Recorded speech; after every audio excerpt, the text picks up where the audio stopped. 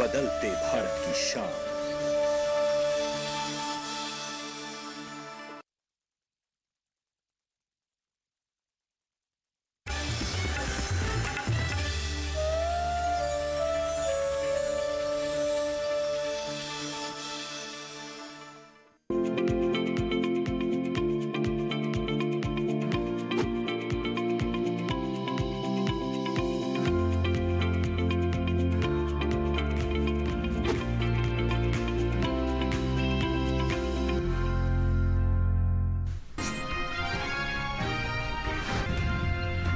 दो दिन बिहार और झारखंड में कई जगह हो सकती है बारिश, तो छत्तीसगढ़ और विदर्भ के कई हिस्सों में बरसात का अनुमान। जम्मू कश्मीर और लद्दाख में चलेंगी तेज हवाएं, तटीय आंध्र प्रदेश और रायलसीमा में तेज हवाओं की संभावना।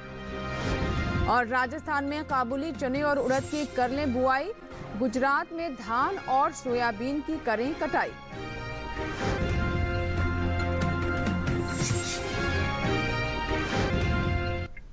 नमस्कार, आप देख रहे हैं दूरदर्शन किसान। मौसम खबर में आपका स्वागत है। आपके साथ मैं हूं अंजू सिंह। मौसम खबर में जानेंगे आने वाले दिनों में कहां होगी बारिश, कहां रहेगा मौसम साफ, कैसी रहेगी तापमान की स्थिति, साथ ही किसानों के लिए कृषि सलाह भी होगी। लेकिन शुरुआत करते हैं खास खबरों के साथ। शनिवार को ओडिशा में छुटपुट स्थानों पर हो सकती है तेज बरसात। इसके अलावा आपको जानकारी दे दें कि शुक्रवार और शनिवार को इक्का दुक्का इलाकों में जोरदार बारिश के आसार हैं। वहीं तमिलनाडु और पुडुचेरी में 2 दिन कहीं कहीं भारी बरसात की संभावना बनती नजर आ रही है। और तटीय और साथ ही दक्षिणी आंतरिक कर्नाटक में 2 दिन गिने चुने हिस्सों में होगी मूसलाधार वर्षा। 2 दिन केरल के इक्का दुक्का इलाकों में हो सकती है तेज बारिश। अंडमान निकोबार में 2 दिन छुटपुट जगह जोरदार बरसात के आसार। शनिवार को जम्मू कश्मीर, लद्दाख और गिलगित में बिजली की चमक के साथ चलेंगी तेज हवाएं। 2 दिन गांगे पश्चिम बंगाल में बिजली की चमक के साथ तेज हवाओं की संभावना। ओडिशा, झारखंड में 2 दिन और बिहार में शनिवार को बिजली की चमक के साथ तेज हवाओं का अनुमान। शनिवार को मध्य प्रदेश और 2 दिन छत्तीसगढ़ में बिजली की चमक के साथ तेज हवाओं की संभावना।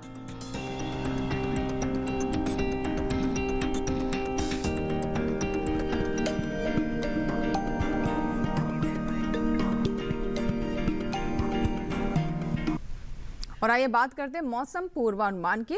उत्तर के पहाड़ी और मैदानी इलाकों में बारिश का अनुमान है, वहीं पूर्वी भारत में बरसात होगी। इसके अलावा दक्षिण भारत में बरसात की संभावना है।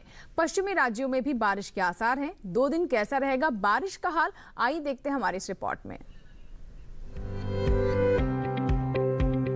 मौसम विभाग के अनुसार शनिवार को जम्मू कश्मीर और लद्दाख में कुछ जगह बारिश होगी। हिमाचल प्रदेश में कुछ स्थानों और उत्तराखंड के कई हिस्सों में शनिवार को बरसात के आसार हैं। इसके अलावा शनिवार को पंजाब, हरियाणा और दिल्ली में कहीं कहीं बारिश की संभावना है। 2 दिन पूर्वी उत्तर प्रदेश और शनिवार को पश्चिमी उत्तर प्रदेश में कुछ जगह बारिश का अनुमान है। इसके साथ ही पूर्वी और पश्चिमी राजस्थान में भी शनिवार को गिने चुने इलाकों में वर्षा के आसार हैं। मौसम विभाग की माने तो पूर्वी भारत में शुक्रवार और शनिवार को बिहार, झारखंड और ओडिशा के कई हिस्सों में बारिश हो सकती है। वहीं गांगे पश्चिम बंगाल में 2 दिन कई इलाकों में पानी बरसेगा, तो उप हिमालय पश्चिम बंगाल और सिक्किम में भी कुछ जगह बरसात होगी। दूसरी ओर 2 दिन अरुणाचल प्रदेश के कुछ इलाकों में बारिश का अनुमान है। असम और मेघालय में 2 दिन कुछ स्थानों पर बादल बरसेंगे। साथ ही नागालैंड, मणिपुर, मिजोरम और त्रिपुरा के कुछ हिस्सों में बारिश होगी। रुख करते हैं दक्षिण भारत का। 2 दिन तटीय आंध्र प्रदेश, तेलंगाना और रायलसीमा के कई इलाकों में बारिश होगी। वहीं तमिलनाडु और पुडुचेरी में 2 दिन कई जगह बारिश का अनुमान है। तटीय और दक्षिणी आंतरिक कर्नाटक के अधिकतर हिस्सों में बारिश हो सकती है। तो 2 दिन उत्तरी आंतरिक कर्नाटक में कहीं कहीं बादल बरसेंगे। केरल और लक्षद्वीप में 2 दिन ज्यादातर स्थानों पर बरसात के आसार हैं। अंडमान निकोबार में अधिकतर जगह बारिश की संभावना है। मध्य भारत की बात करें तो 2 दिन पूर्वी मध्य प्रदेश के कुछ इलाकों में बादल बरसेंगे। वहीं पश्चिमी मध्य प्रदेश में कहीं कहीं बरसात होगी। छत्तीसगढ़ और विदर्भ में 2 दिन कई हिस्सों में बारिश के आसार हैं। पश्चिम भारत में गुजरात और सौराष्ट्र कच्छ में बारिश का अनुमान नहीं है। कल कोंकण गोवा और शनिवार को मराठवाड़ा में गिनी चुनी जगह बरसात हो सकती है। मध्य महाराष्ट्र में पानी नहीं बरसेगा। और आइए बात करते हैं मौसम की चाल की, यानी पिछले 24 घंटों के दौरान कहां हुई बारिश। जम्मू कश्मीर, लद्दाख और गिलगित में इक्का दुक्का स्थानों पर वर्षा हुई। वहीं असम और मेघालय की बात करें तो यहां भी कहीं कहीं बरसात हुई। साथ ही नागालैंड, मणिपुर, मिजोरम और त्रिपुरा के छुटपुट हिस्सों में बारिश हुई। गांगे पश्चिम बंगाल के अधिकतर इलाकों में बादल बरसे। ओडिशा और झारखंड में इक्का दुक्का स्थानों पर पानी बरसा। पश्चिमी मध्य प्रदेश में छुटपुट जगह बादल बरसे। गुजरात और कोंकण गोवा के गिने चुने इलाकों में बारिश हुई। तटीय आंध्र प्रदेश, तेलंगाना और रायलसीमा में कहीं कहीं वर्षा हुई। तटीय और दक्षिणी आंतरिक कर्नाटक के कई हिस्सों में वर्षा हुई। उत्तरी आंतरिक कर्नाटक में गिने चुने स्थानों पर पानी बरसा। केरल और लक्षद्वीप में ज्यादातर जगह बरसात हुई। अंडमान निकोबार के अधिकतर हिस्सों में बादल बरसे। और आइए बात करते हैं तापमान की। सबसे पहले नजर अधिकतम तापमान पर। असम के अधिकतर स्थानों पर अधिकतम तापमान सामान्य के मुकाबले 5 डिग्री ऊपर रहा। वहीं झारखंड में कई जगह अधिकतम तापमान सामान्य के मुकाबले 3 से 5 डिग्री ऊपर रहा। तमिलनाडु के कुछ इलाकों में अधिकतम तापमान सामान्य के मुकाबले 3 से 5 डिग्री ऊपर रहा। विदर्भ के कई हिस्सों में अधिकतम तापमान सामान्य के मुकाबले 1.5 से 3 डिग्री ऊपर रहा। कोंकण गोवा में कुछ जगह अधिकतम तापमान सामान्य के मुकाबले 1.5 से 3 डिग्री ऊपर रहा। तटीय आंध्र प्रदेश में ज्यादातर स्थानों पर अधिकतम तापमान सामान्य के मुकाबले 1.5 से 3 डिग्री ऊपर रहा। लक्षद्वीप में कहीं कहीं अधिकतम तापमान सामान्य के मुकाबले 1.5 से 3 डिग्री नीचे रहा। वहीं अंडमान निकोबार के गिने चुने हिस्सों में अधिकतम तापमान सामान्य के मुकाबले 1.5 से 3 डिग्री नीचे रहा। देश के मैदानी इलाकों में सबसे ज्यादा तापमान गुजरात में रहा। गुजरात के दीसा में अधिकतम तापमान 38.3 डिग्री सेल्सियस दर्ज किया गया। और आइए बात करते हैं न्यूनतम तापमान की। अरुणाचल प्रदेश में कुछ जगह न्यूनतम तापमान सामान्य की तुलना में 3 से 5 डिग्री ज्यादा रहा। मणिपुर में कुछ स्थानों पर न्यूनतम तापमान सामान्य की तुलना में 3 से 5 डिग्री ज्यादा रहा। बिहार के कई इलाकों में न्यूनतम तापमान सामान्य की तुलना में 3 से 5 डिग्री ज्यादा रहा। जम्मू कश्मीर में कई जगह न्यूनतम तापमान सामान्य की तुलना में 1.5 से 3 डिग्री ज्यादा रहा। उत्तराखंड के कुछ हिस्सों में न्यूनतम तापमान सामान्य की तुलना में 1.5 से 3 डिग्री ज्यादा रहा। ओडिशा में कई स्थानों पर न्यूनतम तापमान सामान्य की तुलना में 1.5 से 3 डिग्री ऊपर रहा। वहीं तेलंगाना की बात करें तो यहां पर न्यूनतम तापमान 1.5 से 3 डिग्री ऊपर रहा। देश के मैदानी इलाकों में सबसे कम तापमान पूर्वी राजस्थान के सीकर में रहा। यहां तापमान 14.6 डिग्री सेल्सियस मापा गया। इसी के साथ ही यहाँ वक्त हुआ एक छोटे से ब्रेक का। ब्रेक के बाद जब वापस आएंगे तो बात करेंगे कैसे करें मेथी की खेती। बने रहे दूरदर्शन किसान के साथ, देखते रहे मौसम खबर। छोटा सा ब्रेक। आज भी याद है वो स्कूल से सीधे पीपल के पेड़ के नीचे हाजिरी लगाना, वो अखरोट तोड़ने के नए नए तरीके ढूंढना, वो अपने मिले पैसे तुरंत माँ के हवाले करना, वो दादाजी के साथ ट्रैक्टर में विडोल डालना। अच्छा लगता है जब वक्त के साथ कुछ परंपराएं नहीं बदलती, है ना? ट्रैक्टर्स की बदलती टेक्निक के साथ बदलता engine oil. Veedol tractor engine oil, modern रहने की एक परंपरा।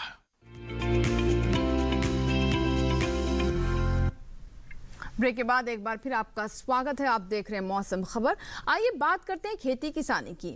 अभी बहुत सी जगहों पर बुआई और कटाई के लिहाज से समय अनुकूल है।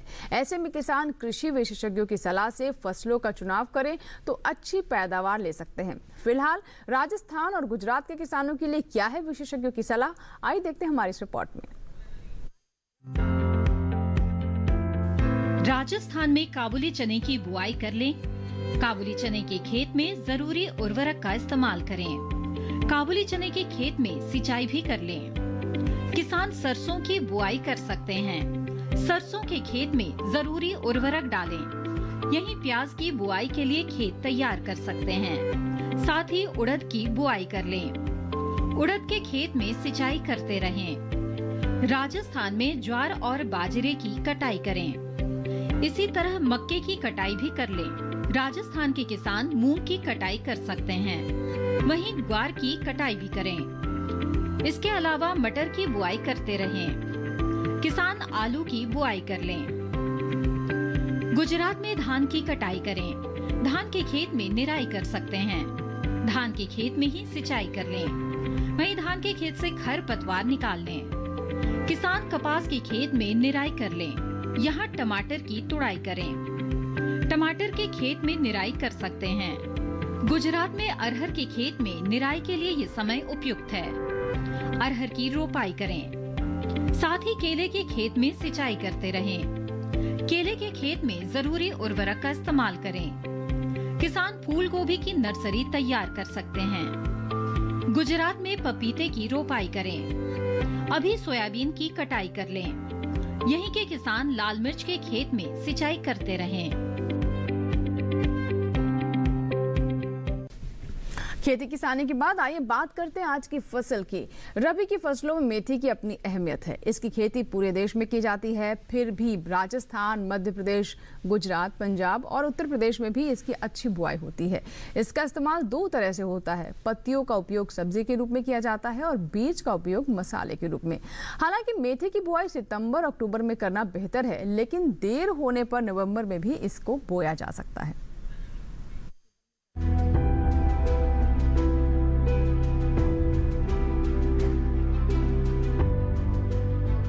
मेथी के लिए बहुत अधिक पानी की जरूरत नहीं होती। यही वजह है कि इसकी खेती ज्यादा बारिश वाले इलाकों में कम ही की जाती है। वैज्ञानिकों का ये भी कहना है कि जिन खेतों में मेथी लगी हो, उनमें जल निकासी की उचित व्यवस्था होनी चाहिए। इसकी बुआई के लिए दोमट या बलुई दोमट मिट्टी सबसे उपयुक्त होती है। बुआई से पहले खेत को अच्छी तरह जोते और मिट्टी को भुरभुरा बना ले। साथ ही पाटा लगाकर खेत को समतल कर ले। आखिरी जुताई में 100 से 150 क्विंटल प्रति हेक्टेयर के हिसाब से गोबर की खाद मिला दे। मेथी की बुआई में 1 हेक्टेयर जमीन पर 20 से 25 किलो तक बीज लगते हैं। बोने से पहले बीजोपचार भी जरूरी है। खरपतवार नियंत्रण के लिए बुआई के 25 से 30 दिन बाद पहली और 2 महीने बाद दूसरी निराई गुड़ाई करें। अगर आपके खेत में ज्यादा खरपतवार उगते हो तो बुआई के 1-2 दिन के भीतर ही विशेषज्ञों की सलाह पर उचित दवाओं का छिड़काव करें। ऐसा करने से खरपतवार जमते नहीं हैं। जहां तक बीमारियों का सवाल है तो मेथी में उकठा रोग, पाउडरी मिल्ड्यू यानी चूर्निल आसिता रोग हो सकता है। इसे ग्रामीण भाषा में दहिया भी कहा जाता है। इसके अलावा मेथी को डाउनी मिल्ड्यू यानी मृदोरोमिल आसिता और पत्ती पर धब्बा रोग लगने की आशंका रहती है। इन पर बीजोपचार के जरिए ही नियंत्रण हो जाता है। सब्जी के लिए उगाई गई मेथी की 4-5 बार कटाई होती है, जबकि बीज के लिए उगाई गई मेथी की पत्ती को 2 से 3 बार ही काटते हैं। बीज के लिए फसल मार्च में पककर तैयार हो जाती है। 1 हेक्टेयर में 90 से 100 क्विंटल तक सब्जी ली जा सकती है, जबकि बीज वाली मेथी से 15 से 20 क्विंटल सब्जी और 12 से 15 क्विंटल तक दाना लिया जा सकता है। और आइए बात करते हैं मौसम अनुसार खेती की। हिमाचल प्रदेश में लहसुन की बुआई करें किसान।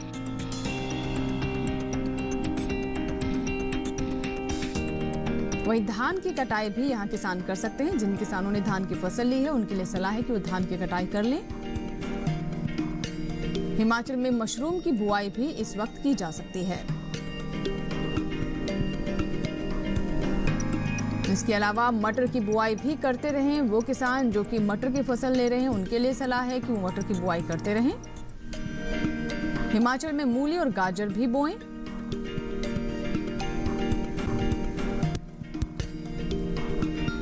पालक और मेथी की बुआई भी कर लें किसान।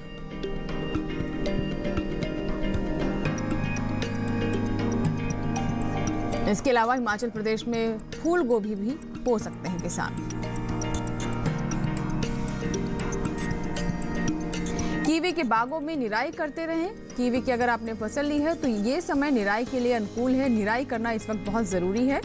हिमाचल प्रदेश में शलगम की बुआई भी कर सकते हैं किसान। जो किसान शलगम की फसल लेना चाहते हैं उनके लिए उपयुक्त समय है। वहीं मक्के की कटाई करने का भी बिल्कुल सही समय है। मक्के की फसल तैयार हो गई हिमाचल में, यहाँ पर मक्के की कटाई कर सकते हैं।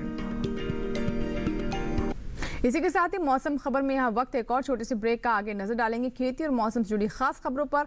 आप बने रहे दूरदर्शन किसान के साथ, देखते रहे मौसम खबर। छोटा सा ब्रेक।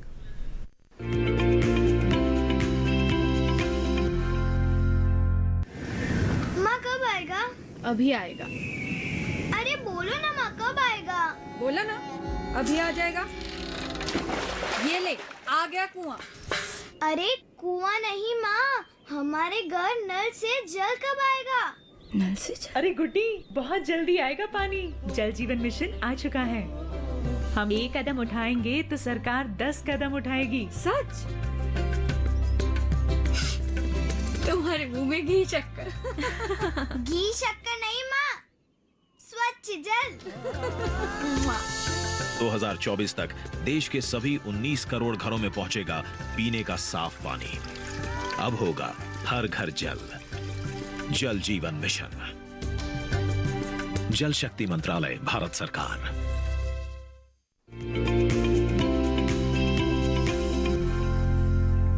ब्रेक के बाद मौसम खबर में एक बार फिर आपका स्वागत है। आइए बात करते हैं मौसम अनुसार खेती की।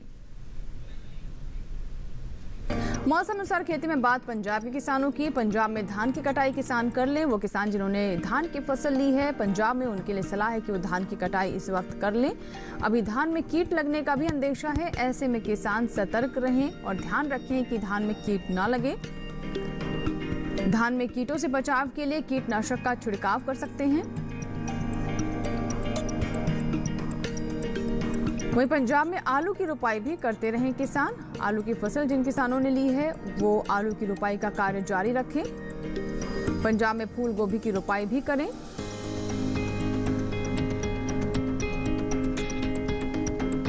इसके अलावा टमाटर की बुआई भी कर सकते हैं किसान।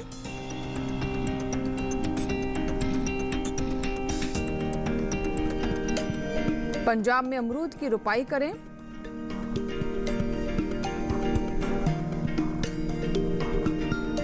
वहीं गेहूं की बुआई भी कर सकते हैं किसान।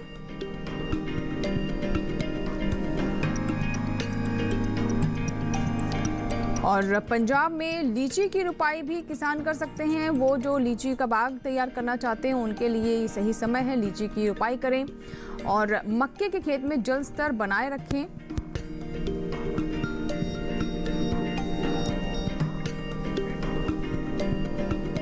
और आइए एक बार फिर नजर डालते हैं मौसम की अहम झलकियों पर। पूर्वी राजस्थान, विदर्भ और मराठवाड़ा में शनिवार को बिजली की चमक के साथ तेज हवाओं का अनुमान है। 2 दिन तटीय आंध्र प्रदेश और रायलसीमा में बिजली की चमक के साथ चलेंगी तेज हवाएं। तेलंगाना में शनिवार को बिजली की चमक के साथ तेज हवाओं का अनुमान है। वहीं 2 दिन तमिलनाडु और पुडुचेरी में बिजली की चमक के साथ चलेंगी तेज हवाएं। 2 दिन केरल में बिजली की चमक के साथ तेज हवाओं का अनुमान। अंडमान निकोबार में 2 दिन बिजली की चमक के साथ तेज हवाओं की संभावना। 2 दिन मध्य बंगाल की खाड़ी में 40 से 50 किलोमीटर प्रति घंटे की रफ्तार से चलेंगी हवाएं। ओडिशा तट पर 2 दिन 40 से 50 किलोमीटर प्रति घंटे की गति से चलेंगी तेज हवाएं। वहीं कोमरिन क्षेत्र में 2 दिन 40 से 50 किलोमीटर प्रति घंटे की गति से तेज हवाओं का अनुमान है। मछुआरों को इन इलाकों में न जाने की है सलाह।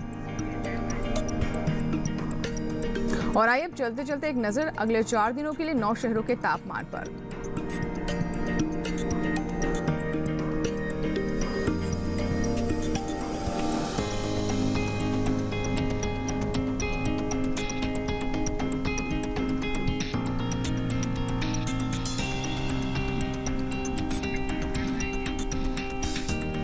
आप मौसम खबर को डीडी किसान के YouTube चैनल पर भी देख सकते हैं। इसके लिए करना बस आपको ये है कि टीवी स्क्रीन पर दिखाए जा रहे इस QR कोड को आप स्कैन कीजिए और जानिए मौसम का हाल मौसम खबर के साथ।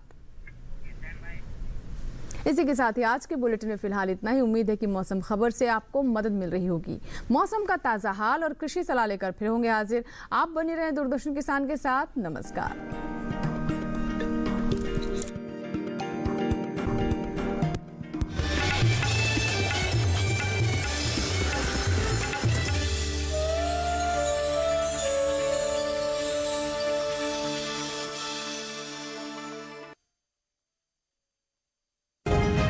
विज्ञान ने बदली किसानों की तस्वीर।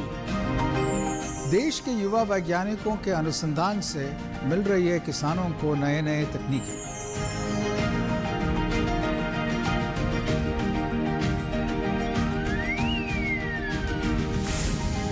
नए आविष्कारों से खेती हुई आसान। बदल रही है भारत के किसानों की तकदीर और उनकी तस्वीर। सरकार भी दे रही किसानों का साथ। प्रधान वैज्ञानिक सलाहकार के ऑफिस के सहयोग से इफ्को और डीडी किसान ले आ रहे हैं आपको एक नया कार्यक्रम, नया भारत के नया किसान। देखिए नए भारत का नया किसान 16 अक्टूबर से हर शनिवार रात 8 बजे सिर्फ डीडी किसान पर।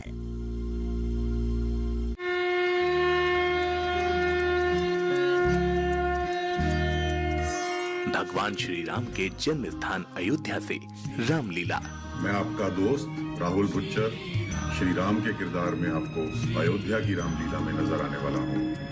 अयोध्या जो कि श्री राम का जन्म स्थान है, इसलिए वहाँ की रामलीला का अपना एक अनूठा ही आनंद है। मैं आ रही हूँ भगवान श्री राम की पावन धरती पर अयोध्या की रामलीला में सीता का किरदार निभाने। कई नए चेहरों को लाएंगे, आपको सरप्राइज देंगे। 6 अक्टूबर से लेकर 15 अक्टूबर तक रोज शाम 7 बजे से लेकर 10 बजे तक आप सब भी हमारे साथ जुड़े। जय श्री राम। मिलते हैं अयोध्या जी की रामलीला में अयोध्या जी से।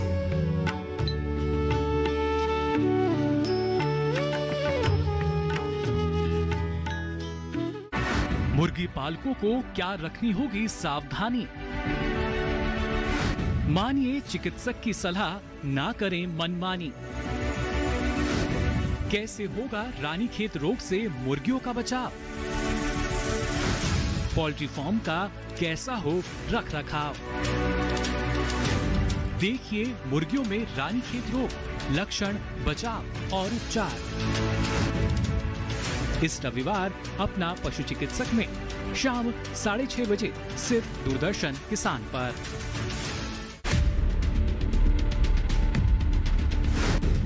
जब चुपके से आता है बुढ़ापा, तब मजबूत कंधे भी झूल जाते हैं। वृद्धावस्था में आयुर्वेद की भूमिका, ताकि मुस्कान से लबरेज रहे जीवन। देखिए इस शनिवार स्वस्थ किसान लाइव शाम 6 से 7 बजे। टोल फ्री नंबर है 1800-113060 और 1800-113061 केवल दूरदर्शन किसान पर।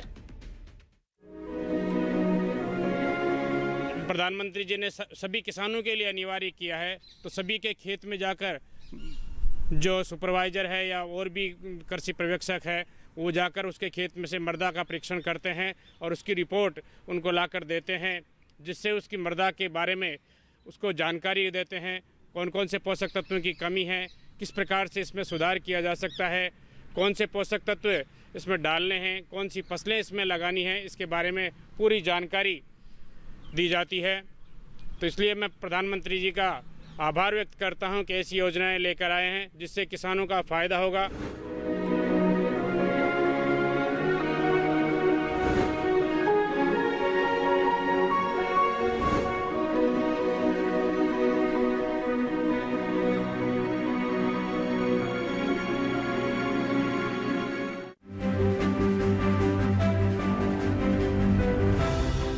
नए जमाने की नई तस्वीर। अब छत पर लगे टीवी एंटेना को कहो गुड बाय सदा के लिए। समय के साथ बदलें, आगे बढ़ें। ले आए आज ही दूरदर्शन का डीडी फ्री डिश। इसमें है आपके पसंदीदा 100 से ज्यादा टीवी चैनल्स। इसके अलावा 51 एजुकेशनल यानी पढ़ाई लिखाई वाले चैनल्स और 48 रेडियो चैनल्स। और तो और सेट टॉप बॉक्स लगवाने के बाद कोई खर्चा नहीं, बिल्कुल नहीं। डिजिटल क्रांति की ओर एक कदम और आपका डीडी फ्री डिश।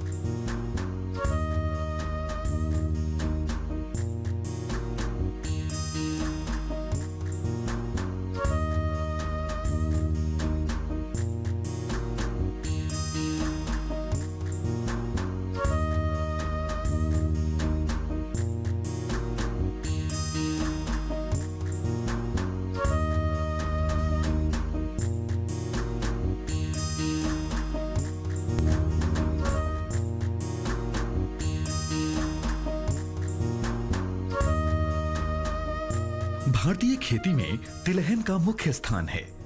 देश में तिलहनों में सुधार करने के लिए भारतीय कृषि अनुसंधान परिषद यानी ICAR ने अप्रैल 1967 में अखिल भारतीय तिलहन समन्वित अनुसंधान परियोजना की स्थापना की थी। 5वीं पंचवर्षीय योजना में तिलहनों, विशेष रूप से राई सरसों पर अनुसंधान कार्यक्रम को और भी सुदृढ़ बनाया गया। 28 जनवरी 1981 को हरियाणा कृषि विश्वविद्यालय हिसार में राई सरसों के लिए प्रथम परियोजना समन्वय इकाई की स्थापना की गई।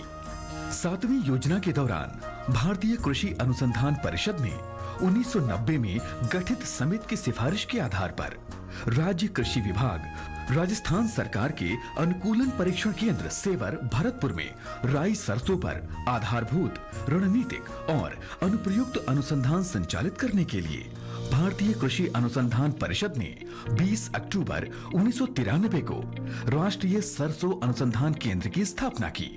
फरवरी 2009 को इस केंद्र को सरसों अनुसंधान निदेशालय के रूप में विकसित किया गया।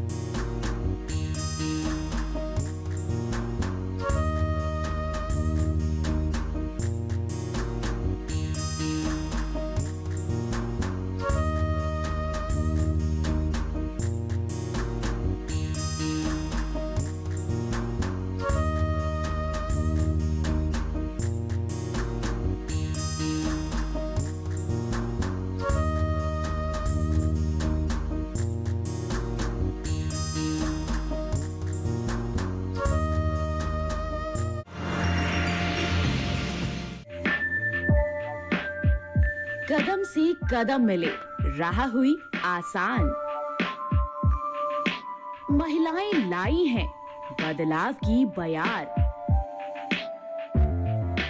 सरकार ने दिया हर कदम पर साथ।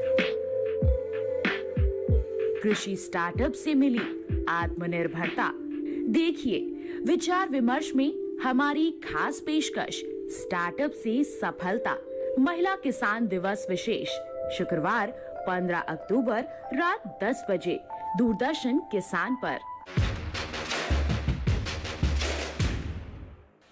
पीएम किसान सम्मान निधि के तहत जो पैसे किसानों को दिए जाएंगे, उसकी पाई पाई केंद्र में बैठी हुई मोदी सरकार की तरफ से दी जाएगी। अरे वाह, क्या आपको भी है पीएम किसान योजना के बारे में पूरी जानकारी? कहां और कैसे होगा रजिस्ट्रेशन? किससे करना होगा संपर्क? कौन कौन से लगाने होंगे डॉक्यूमेंट्स? पीएम किसान योजना की पूरी जानकारी देखिए सरकार आपके साथ में, शनिवार 16 अक्टूबर शाम 5:30 बजे सिर्फ दूरदर्शन किसान चैनल पर।